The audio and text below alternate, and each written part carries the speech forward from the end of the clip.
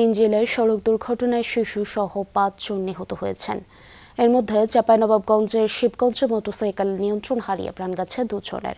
স্থানীয়রা জানায়, ভোরায় কনসার্ট বাজার থেকে মোটরসাইকেলে বাড়ি ফিরছিলেন বলিয়াদিঘি গ্রামের আবু হায়াত ও হাবিব।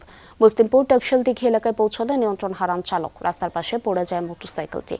গুরুতর আহত ২ জনকে হাসপাতালে নেওয়া হলে চিকিৎসক তাদের মৃত ঘোষণা করেন। ভোরে সিরাজগঞ্জের উল্লাপাড়ায় ট্রাক ও পিকআপের সংঘর্ষে মারা গেছেন ২ জন। ঢাকাবাসীর অভিযোগ, আহতদের দ্রুত উদ্ধার করে হাসপাতালে নিতে না পারায় তাদের মৃত্যু হয়। একাধিকবার পুলিশকে খবর দেওয়া হলেও তারা ঘটনাস্থলে পৌঁছাতে দেরি করে। এ ঘটনায় ক্ষুব্ধ জনতা ৩ ঘণ্টা মহাসড়ক অবরোধ করে রাখে। তবে অবহেলার অভিযোগ অস্বীকার করেছে পুলিশ। এছাড়া দিনাজপুরের ফুলবাড়িতে ট্রাকের ধাক্কায় প্রাণ গেছে ৩য় শ্রেণীর এক শিক্ষার্থীর।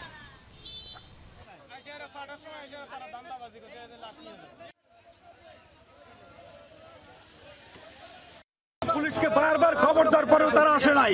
ফায়ার সার্ভিস চলে এসেছে ১৫ কিলোমিটার দূরে থেকে, কিন্তু পুলিশ ১.৫ কিলোমিটার দূরে থেকে কেন আসতে পারলো না? রাত্রে আসলে আপনার কনসার্ট থেকে হাসপাতাল এলাকার দুর্ঘটনায় আপনার কবলে পড়ে মারা গেছে আর কি।